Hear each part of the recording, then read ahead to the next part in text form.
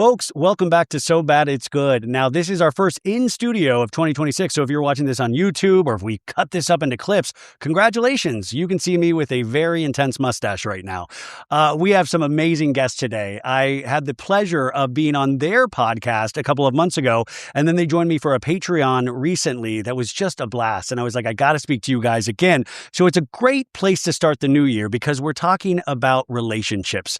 And, you know, if you're like me, you got to think about what kind of relationships you want in the new year. So we have two guests that are perfect for this. We have Kimmy Seltzer and Allison Melody, and they're co-hosts of the podcast Dating Real Talk. Now, Kimmy is a dating strategist and a confidence therapist. My God, I need her every day of my life. And she's an image expert. I don't even know what an image expert is. And we have also Allison Melody, who's amazing. She's a film producer, a speaker, and the creator of the Food Heals podcast. So ladies, welcome to 2026 and welcome to So Bad It's Good. Thank you. Happy New Year. Happy New Year. Now, I've spoken to you a couple of times, so I'm already, I already know you guys a little bit. And we've talked about dating, and you host workshops where you are helping, like, what is the age range for the workshops that you have in terms of dating strategy? I mean, all ages, but sweet spot over 40 or dating in the second act. Is that considered a sweet spot?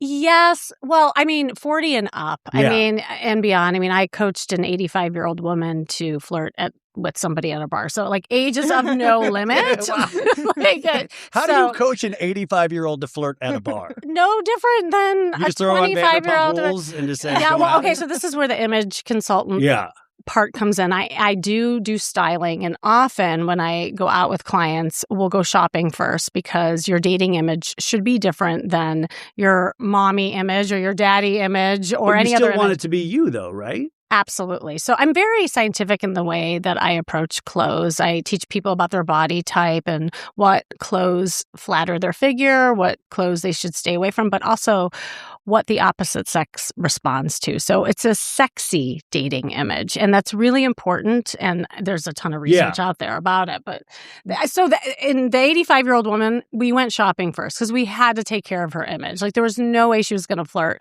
without putting on the costume. And so once she had it, she had this like different confidence. Body confidence about her. She moved differently. Yeah. And therefore she had the courage to, just start striking up conversation with gentlemen. And she did, like, a gentleman did ask for her number. Now, are you recommending panties or no panties? Well, it depends what your goal is. And I meant for myself. It's a different conversation. We talked on your podcast and a little bit on the Patreon about the Golden Bachelor, which they just ended the second season with Mel. And I love the first season of the Golden Bachelor, and I've told you that just because I think there's something so interesting in watching people that have loved and have lost and then still want to love again. And I was just back in Arizona with my dad, and the audience knows my mom passed away a couple years ago. And this is a 77-year-old man, and he just moved into a retirement village, and which is awesome. And we went to one of his little mixers. He's like a kid, but he went to the mixer, and I always just think that's so interesting. Not that he's looking for love or not that but you get this vibe. There are couples that have moved in there together, and then there are people that are divorced or who have lost their partners, and it's really interesting. Like, I talk about reality shows like Vanderpump Rules and Summer House and all these young binge drinkers, but there's this other side to it, and that's what I was asking you guys, and a lot of your podcast is about too, is that what do you notice in these older people? Like, do some of them, are they just so scared that they never attempt to try? And how did they find you? There's a lot of layers there. First of all, I should come to your dad's place and do like a flirt workshop for all of them. Wouldn't that be cute? I was like, this is the reality show I would want to see. Yes. Because there was drama going on within the retirement village. Yeah. There was a couple of ladies that were bringing glass bottles by the pool and drinking by the pool. You're not supposed to do that. And I was like, this is just already drama That would be me at the nursing home, and I can't wait. I got really offended. Two people were like, "Are you new? Did you just move in?" I was like, "Do I look like that?"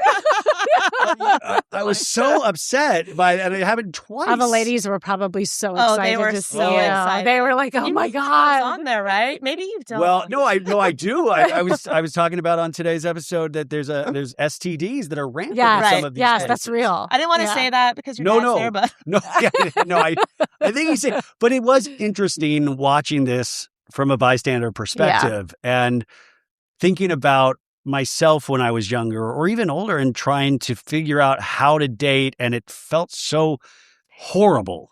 Well, to answer your question, and it kind of goes with what you're saying, is that if you have been in a relationship for a really long time and then suddenly you find yourself single, whether it's because of a divorce or death, you almost go through adolescence all over again. So like what you see in these places are real. Like I remember when I went through my divorce, I mean, I was like a kid in the candy store. Like I like the world was like, oh my God. So you had confidence immediately. And we talked a little bit about this on the Patreon because, you know, there was like a kind of a crystallization moment, and then you were able to have confidence and have fun with it, right? Exactly. But like when you're first getting out there, it's daunting, it's overwhelming, and your confidence is shot. Even if you're a confident person, trying to date later in life is super scary. I just got off the phone with a client. She's 70, and she went to one of my retreats, and she's coming to another retreat. My next retreat. You do retreats, by the way. She does retreats, you guys, and I was like, that's got to be a trip. My next one is in Puerto Rico, so can you only imagine what's going to happen there? Throw a spring break vibe. Yeah, totally, and I'm doing it on purpose. But you know, the fact is that it takes practice. It takes just putting yourself out there and putting yourself in action to gain that confidence. And so, like with the age group of your dad, like if you've never dated and you've only had one relationship, people go out there as if they're a relationship person looking for their next boyfriend or girlfriend. And I always say that's never a good idea. Like you need to go back to kindergarten and learn how to play on the playground and just date for the sake of dating. And with that, you gain confidence along the way. But how do you give yourself, if you don't know what's right or wrong? I mean, obviously that's where you come in, but like I wouldn't know that you're like, oh, just be cool with it, because there's something to do with when you have your heart and your mind, and those two things can be at like warring opposites sometimes. You know, I remember getting out of my divorce and then thinking like the first person, I was like, I'm in love with this person. I'm in love with them. We're together now forever, right? Like Exactly. You don't know these things, and it feels so foreign and, like, to your point, scary. Really, how did you guys hook up? Podcast movement or Podfest or one of the podcasting conferences. Because before we did Dating Real Talk together, which we only came to do together in 2024, we were both podcasters on our own. Yeah. So we were at all the conferences and we met and we clicked, and then we both lived in LA, and then we became besties. We become each other's clients. It was love at first sight. It was love at first sight, if you believe in that. So like you, Allison, have been a client of hers. I mean... No, I mean, like... Daily. I mean, who do you think I call after every single date? I mean, are you... Because we talked a little bit about a couple of your dating stories on the Patreon, but, like, you know, you're friends as well. So where's that blend of I'm offering you advice as this is what I do for a living and offering advice as a friend? Well, truth be told, she's not really a client. We just... thought you were going to say not really a friend. And I was... all right, I was going to say no. I'd be like, I got to go. Thank you so much for having me. See yourself out. Well, and that's the thing, to your point, there is a fine line. You know, like I talk to my friends differently than I talk to my clients. And by the way, that's always a good reason why to hire a coach or any professional, because your friends know, like, and trust you in a certain way, and you might filter yourself, or you may not see that person, you know, because of your own biases, right? Yeah. So a coach, I mean, coming in, like, I will tell you if your teeth are too yellow and that's what's killing your love life. Like, your friends might not tell you that. Or your nails are too long. Or you know, like, it's those things that you can see. I would imagine there's a lot of pride that, you know, to even admit that you need help in this avenue as well. Do you get a lot of people upset at you initially because you are telling hard truths? Well, actually, see, this is where I love the fact that the Golden Bachelor happened, because I feel like it now is normalizing people who are dating later in life, especially. And back when I started, oh my gosh, I mean, before this, I was a therapist, right, in a traditional sense. And then when I started segueing into just dating coaching, there weren't many dating coaches out there. And now there are so many like love coaches. Now it's an industry. So I think it's getting more mainstream, and it's not a shameful thing anymore. And it's even like cool to have a a now. It's totally cool. Oh, yeah. If you don't have a therapist, sorry. Yeah, you're a loser. Totally. If you're not on SSRIs, you're a loser. I know. I know. I see that in my kids, and my kids think it's so weird when someone doesn't have a therapist. Well, it's great. Oh I love normalizing that. Yeah. I mean, I think there is a risk of too much me, and not enough, maybe focus on the world at large. But I do love that we're asking big questions earlier and earlier. But you're dealing with a generation that they weren't raised that way.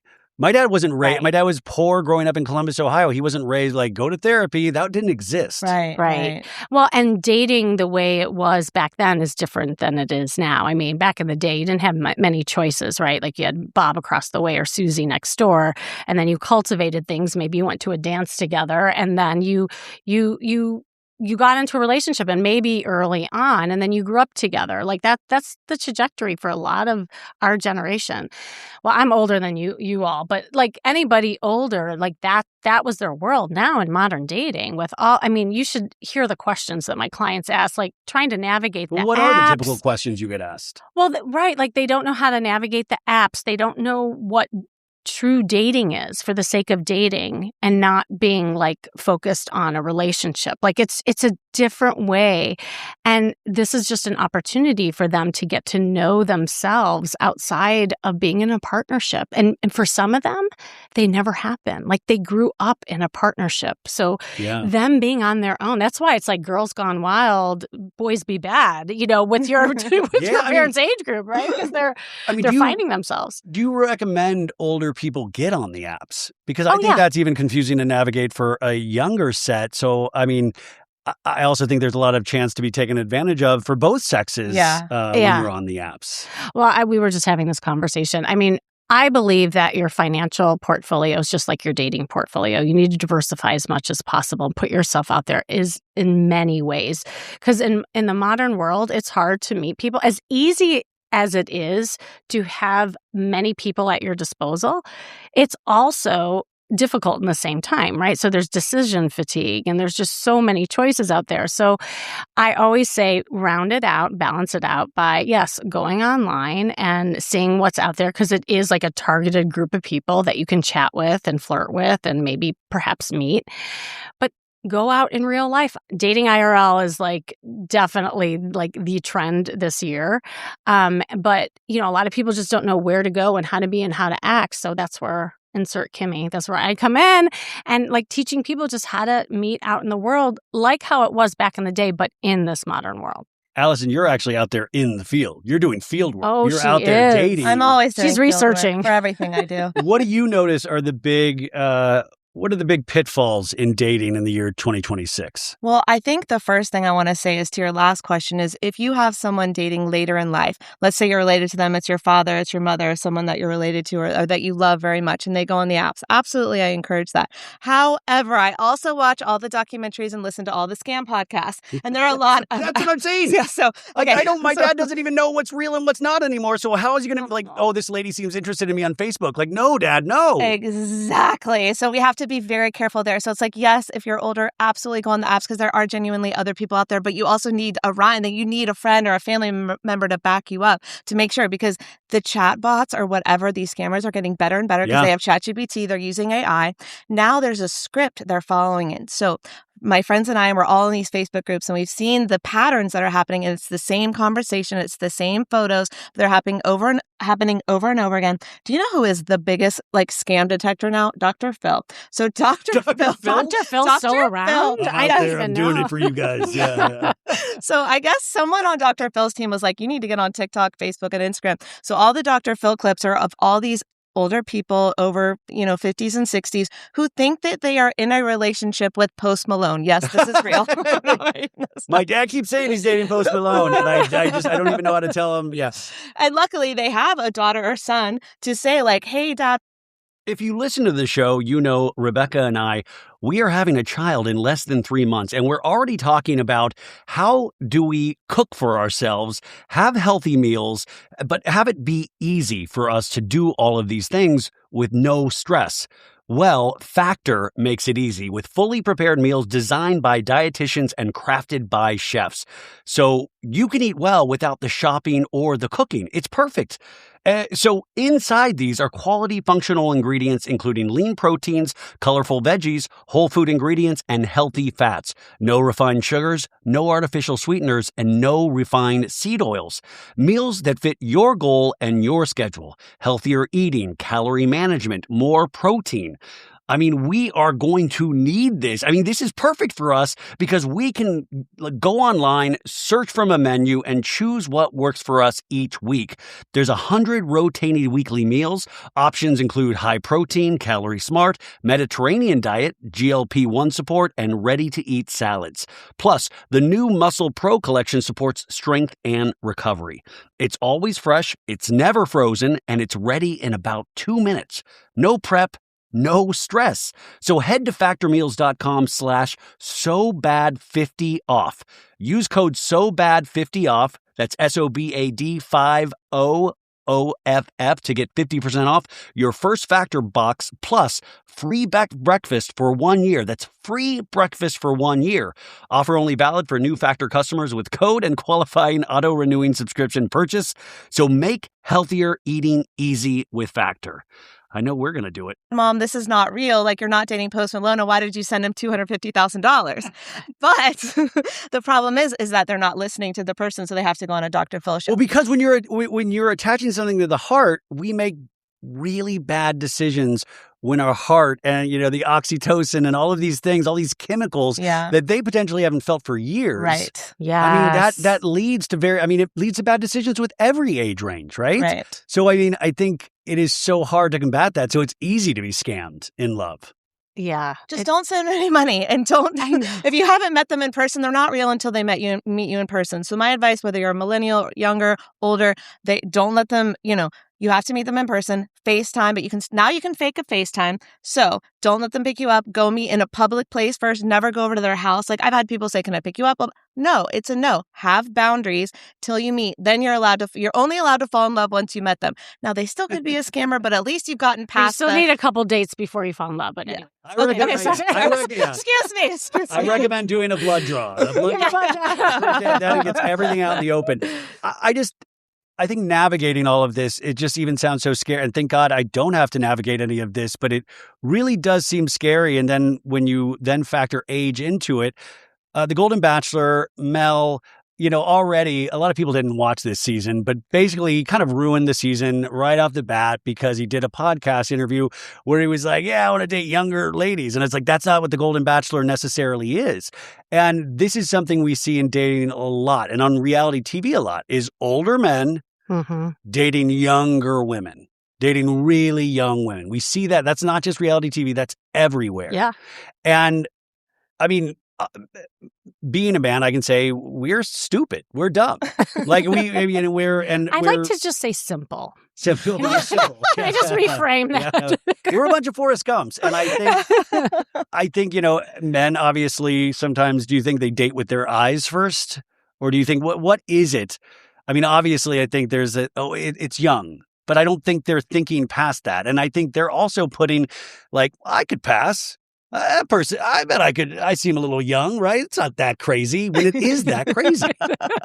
I have so much to say about that. But I want to talk about age though, because if people are coming to you for dating, they want to hear like you could pull somebody 30 years younger and you have to tell them, what do you tell them? Right. So I used to do matchmaking too. And it was really fascinating because, a lot of times I wouldn't talk about age. I would talk about energy, and I and I really do believe that anyone especially later in life, can date anybody as long as the energy is matched, because I know a lot of old 40-year-olds and I know a lot of young 65-year-olds, right? And so the problem with online dating is that here's kind of like the progression. People will look at the picture.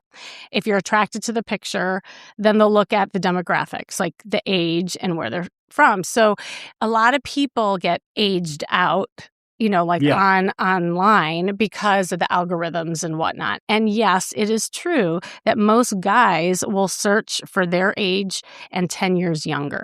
Like that's just how it is. Yeah.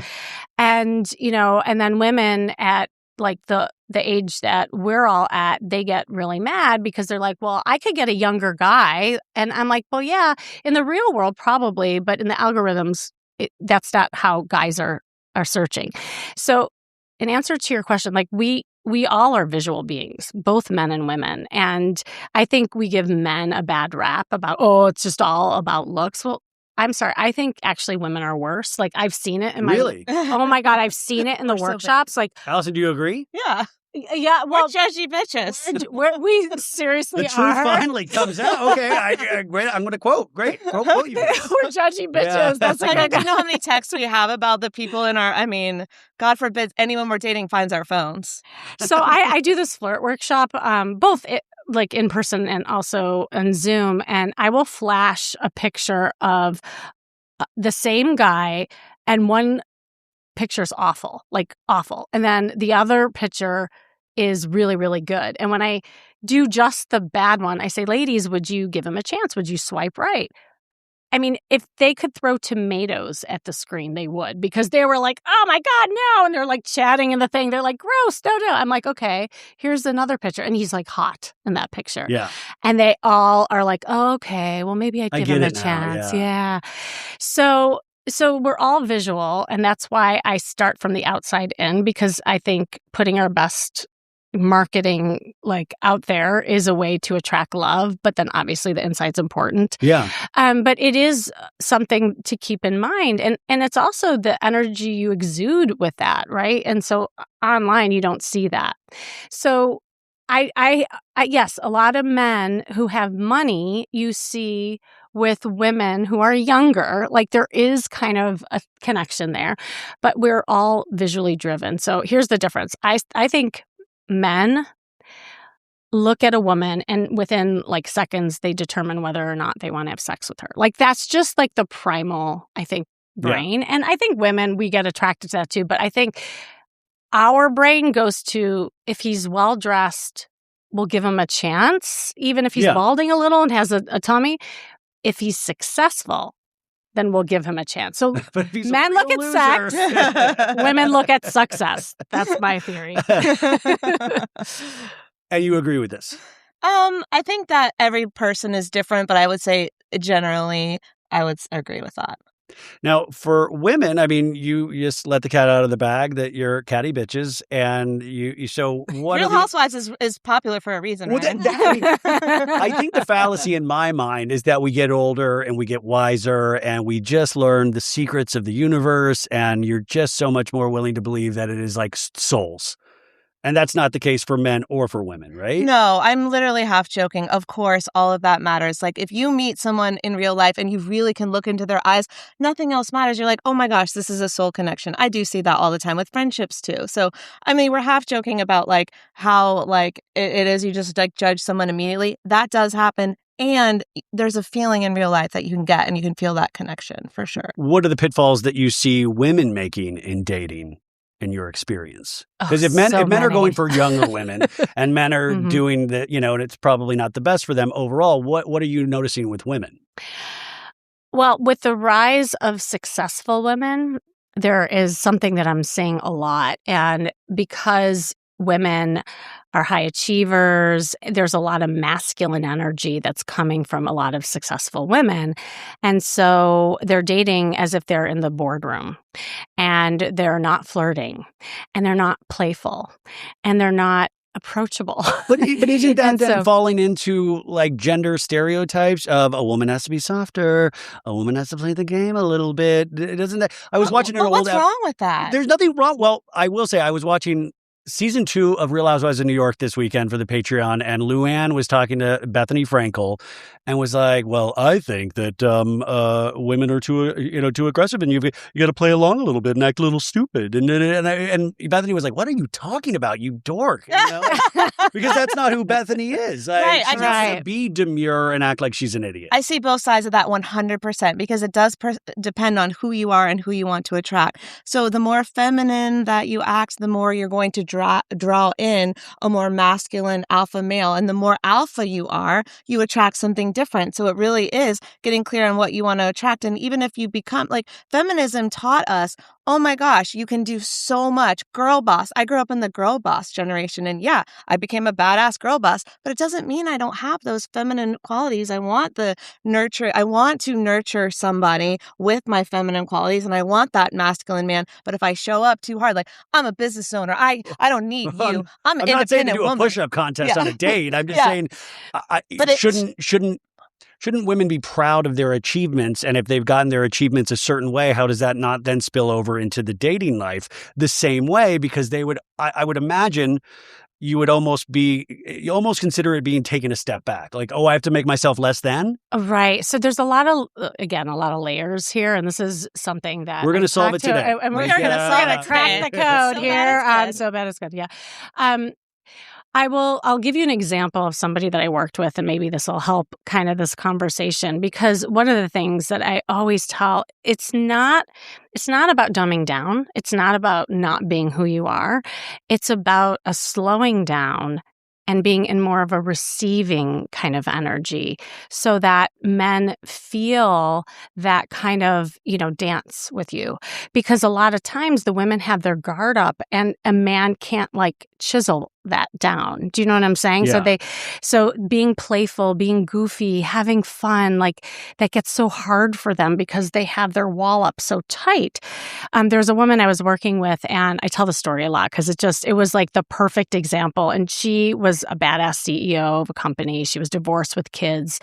She had to have masculine energy. She ran the ship at home, at work, and it was awesome. Like, it wasn't to change that part about her, but the problem is that she kept attracting narcissists who were takers, and she kept putting all the focus on the men and not enough of her to be able to like lean back and be in the receiving mode. But she didn't understand how that played out. So like I said to you before, I go out in the field and I teach people how to flirt. And so I'm kind of like Hitch meets what not to wear. So those references. And we already had gone shopping, so she looked great. And we walked into the bar, and literally, we were in Vegas at the Cosmopolitan bar. It's like awesome. The Chandelier bar. Yeah. So we walk in, and she darts ahead of me, and she throws out her credit card, and she slams it on the bar, and she's like, Kimmy, what do you want? I'm like, what are you doing? And she's like, well, I'm getting us a drink. I'm like, no, you're not. And she's like, oh, are you getting the drink? I said, no, I'm not getting a drink either. She's like, oh, well, okay. I thought we're just here at I said, yeah, we're going to get a drink, but a man's going to buy it for us.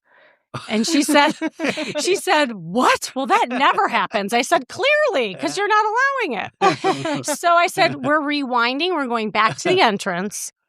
And hear me out. This is not about like using men to buy you drinks. Right, it was about her really like being open to receiving. An attitude. Yeah. And so I said, we're going to go back and we're going to slow down. And I want you to just look around. Like, notice who's noticing you. Look in people's eyes. Where are the men? Smile. Engage. I mean, all of this, right? This all scares the shit out of me. Like, I'm like, just sitting there, just staring at people, just like, how. We're not doing. You don't have to worry about it. Well, first of all, we're not doing the creepy stare, like just like staring. How do you teach that even though? I think people that don't know how to like make eye contact, it is going to be creepy because they don't know how to do it. They don't know how to do it. Well, I have a whole 3-second rule thing that I teach, but okay, let me just tell the ending story because it's awesome. So we end up sitting at the bar, and I'm very strategic in where to sit, so we have a good chance of actually talking to people. And we sat down where 2 empty chairs are. Within 2 minutes, 2 guys sit down next to us. Within 7 minutes of the conversation, the guy said, what do you ladies want? And she looks at me. She goes, you planted those guys. I said, I don't know that many guys. We're here in Vegas. And it was like this light bulb moment, right? Yeah. It was it was like, wow. She's like, wow, I've been doing this the whole time. Like I've been just snow plowing my way through dates, through the way I like my energy is. And you have to be out there in the field to. Well, that's the most powerful. Well, right? Because then it's like, then she's like, oh. Because if you're actually doing something and see it in the field instead of being like just told that works. Yeah. Because I'm told things all the time. I'm like, I don't believe you. Right. But if you you had to see feel it, you have to experience that's got to be insanely powerful. That's why I love it. It's like an immersion, right? And that's why I love the retreats. And Allie comes to my retreats and she does the production of a lot of it. And it's an amazing thing to see when people's like whole attitudes changes. Yeah. I call it, Charisma Quotient is my podcast, but I call it the charisma glow because it comes from just what happens when people get into that energy. It's almost hard to explain. And after that, like people just start dating up a storm and attracting people left and right. And it's nothing that I'm doing. I'm just the flashlight showing the way and people have to do the work.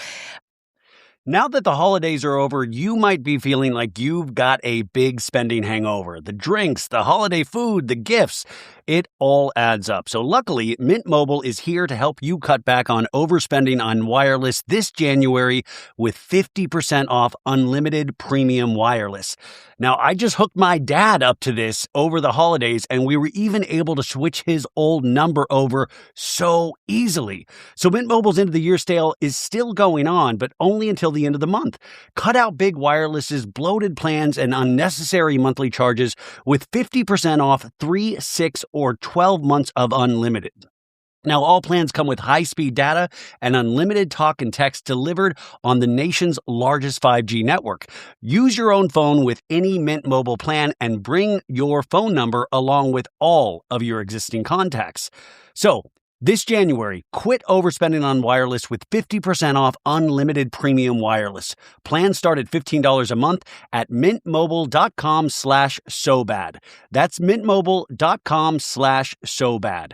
Limited time offer, upfront payments of $45 for 3 months, $90 for 6 months, or $180 for 12 months. Plan required, $15 a month equivalent. Taxes and fees extra, initial plan term only, 50 gigabytes may slow when network is busy, capable device required, availability speed and coverage varies. See mintmobile.com. But you have to put yourself in action and in practice. I mean, that's something that you can't get away from. You can't just be like, well, I signed up with it. You got to actually put yourself out there, unfortunately.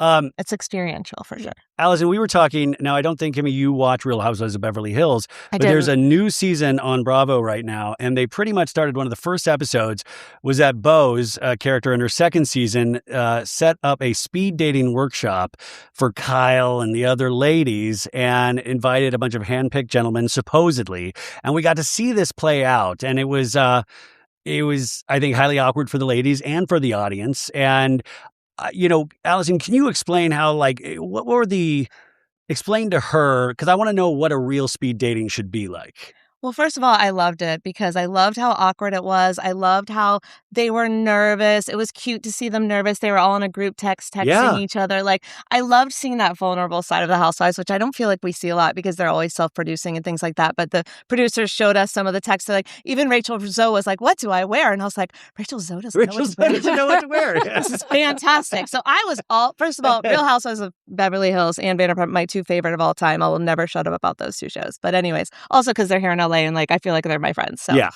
anyways, it was a great try. I will say Bose did a great try. So apparently she reached out to her Rolodex, which may or may not be true, but she went I think those were producer plans. Right. Yeah, but I sure. Okay. Her Rolodex. So her LA Rolodex, which includes the Real Housewives producers, to find some men who would be eligible because right now all of the Real Housewives, except I believe 2, are not in relationships, which is pretty rare because usually they're a housewife, I didn't know that. And Kyle might have dipped her foot in the lady pond.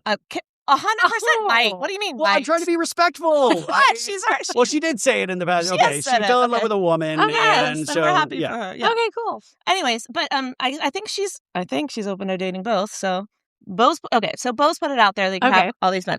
So they all gather at Bose's house, and they're all the most awkward I've ever seen them. But in what way? Just nervous. I mean, you have Erica Jane, who's always like supposedly leads with her sexuality, and she's like staying inside almost. She's like, I need a drink. And then there's like awkward conversations being had, and like, it just that awkward first date kind of vibe. And it I've seen a lot of speed dating on reality television shows. Mm-hmm. So this was a little different because it was, in Bose's backyard area. It was definitely more personal than the ones that you see. I just was watching Sister Wives, and, they had like fill out your little questionnaire, and then the algorithm will pair you with a guy and will there's so many different ones done. But I was wondering, in your opinion, how do these things work at all? How do they work? I mean, okay, so it's so funny because speed dating was really big like years ago, and then it kind of just fell by the wayside, and then COVID happened, and now it's like coming back full speed ahead because people are looking. That's a trend now. People are looking for group activities where people can actually date in a gamified way.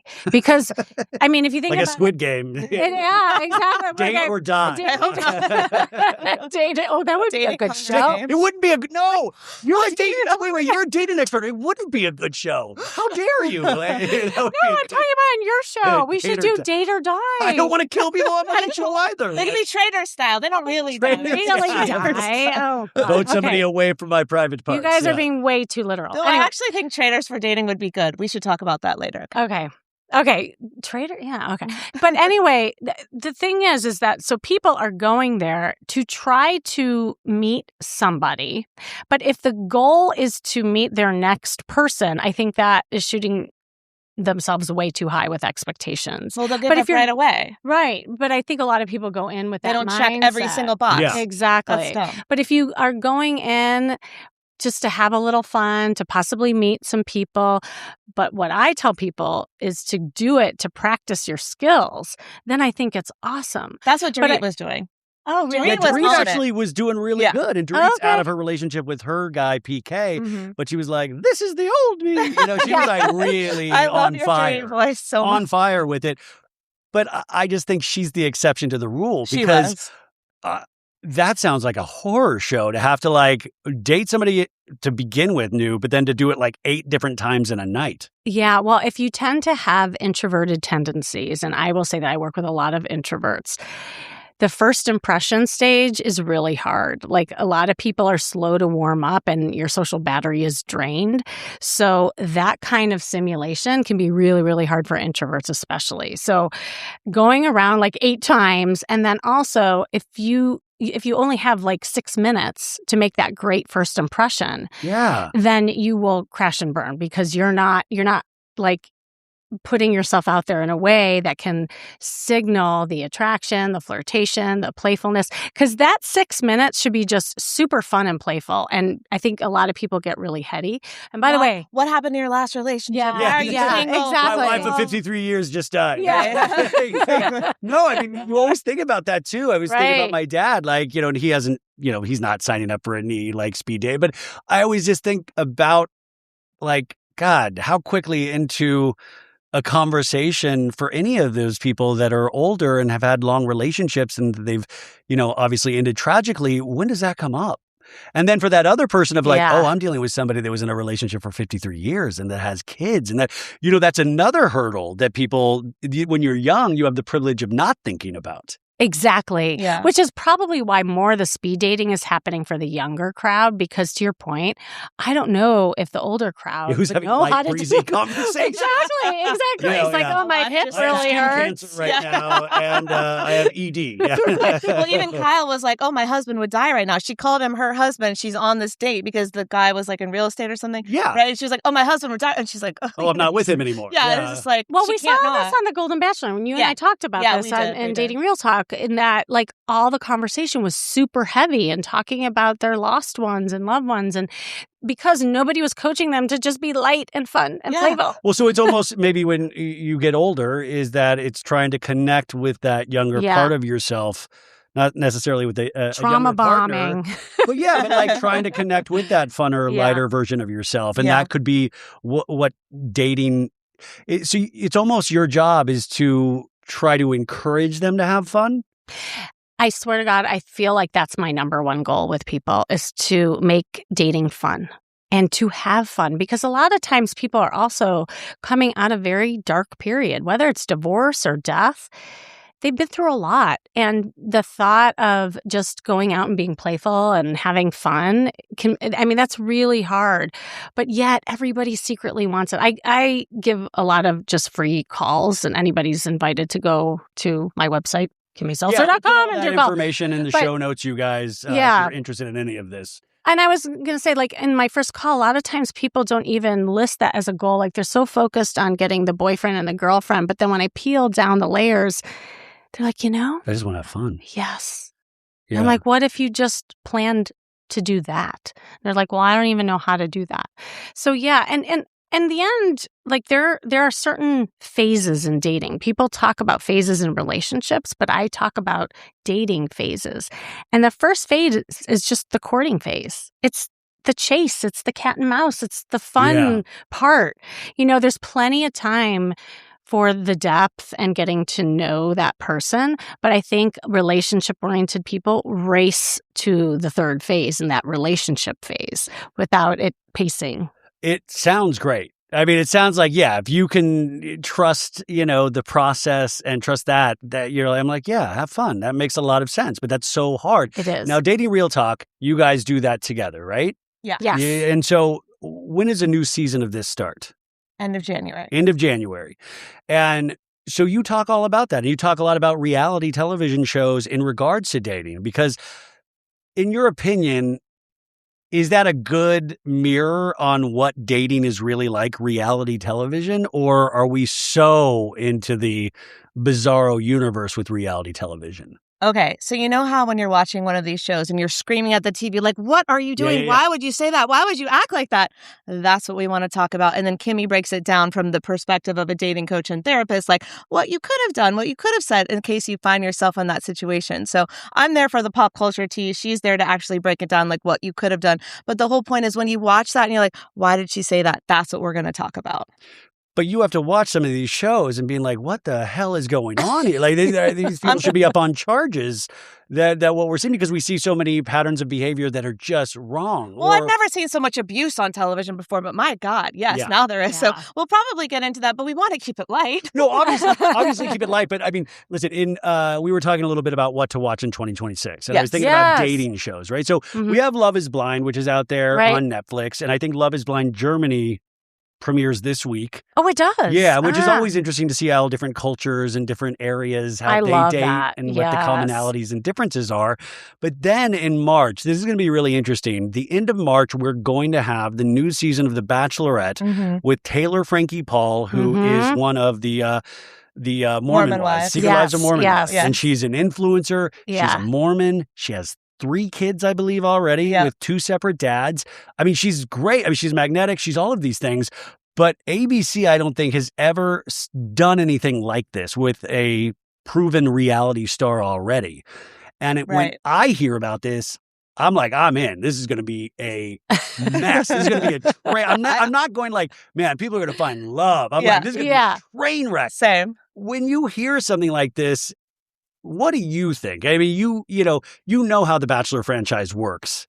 Well, yeah. I mean, let's face it. A lot of this is escapism, right? Like people love a good train wreck. I've been talking and interviewing a lot of the Golden Bachelors actually on my podcast, and it's interesting to hear what's going on behind the scenes and what they're encouraged to do and what is not encouraged and all of that. And some of it's kind of scripted. So that's the thing, like take everything with a grain of salt. Sure. It's not reality. Are you telling me these aren't real? I'm very upset right now. I'm going to ask you to leave.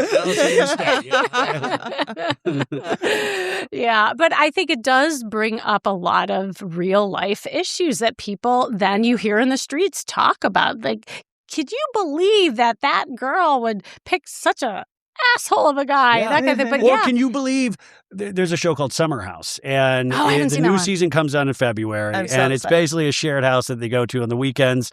They keep getting older and older, but they still binge drink. There's some of the guy, but then there's this girl Sierra that's on there, and she's kind of like a supermodel, and she seems pretty nice and stuff. But there's these two new guys, West and Jesse, that came on a couple seasons ago. They're not that new. They're 2 seasons. This will be their 3rd season. West hooked up with Sierra, and then was like, I'm not feeling it. And Sierra was kind of brokenhearted. Now, Jesse Solomon has been going after this Sierra for a long time. And so the trailer for the new season, Jesse's like, I think I'm going to try for that. And West is like, you serious about that, dude? And you can see he's like all kind of butthurt about it. And then in the trailer, West is making moves for Sierra again after he already broke her heart.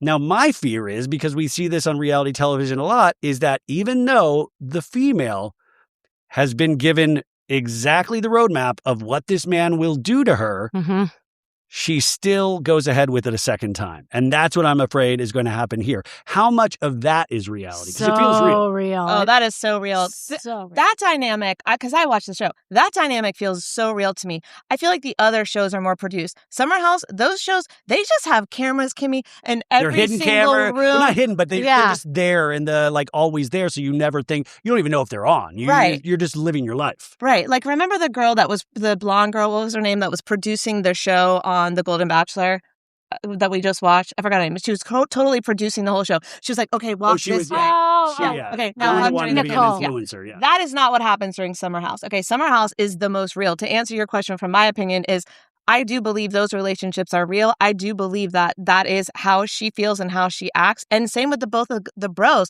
Okay, they're breaking bro code. And I don't feel like they're doing that for the cameras. I think those feelings are absolutely genuine. I think those are representative of real life, which would be why it would be good to cover on Dating Real Talk, because it would be good. I mean, it's definitely a younger, younger set than you provide dating coaching for. But I do wonder sometimes with the younger men on these shows that continually make the same mistakes with the women, sorry.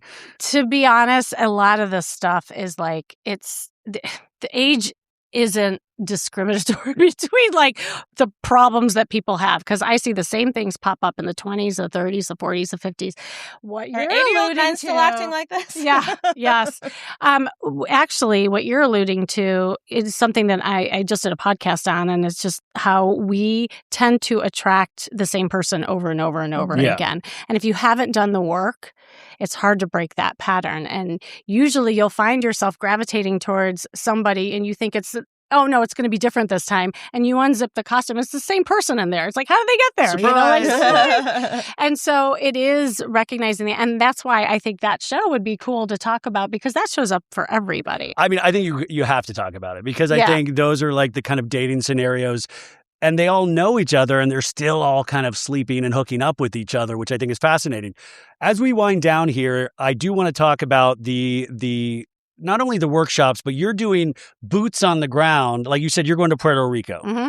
First off, if Allison, a producer, were to say, hey, let's put cameras on this and let's... I do put cameras on it. So you're already making a reality show of these. Well, okay, we don't make reality shows, but I do cover it. Yeah. So we make coverage for social media, but should we make a reality show? Give us your advice.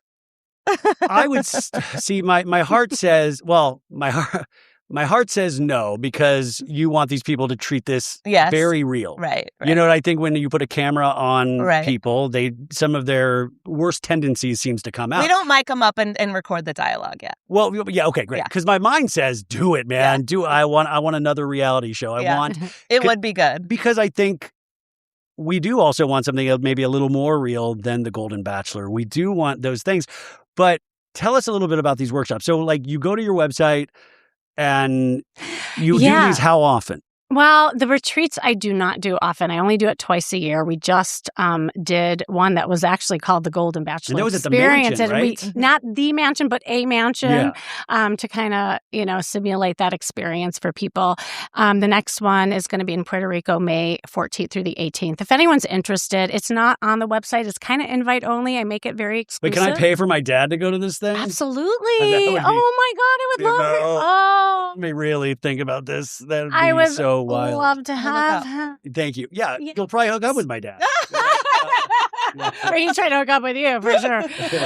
It's small. It's very intimate. We coach in the field. Like I take people to restaurants and we do a lot of like practice, just interacting. We do salsa dancing. We're doing a lot of excursions. It is about having fun and getting out of their head with it all, but also to give each other support. So we do a lot of talking about dating and whatnot. Yeah. But besides it's not that, a summer house experience. I do want to do a reality show, but where it's more heartfelt, where people are actually getting help. Like I think there is an opportunity even for the Golden Bachelor to have like sessions and coaches to help these people date successfully and just gain that confidence. But you don't have to go to Puerto Rico to get help. You could definitely contact me.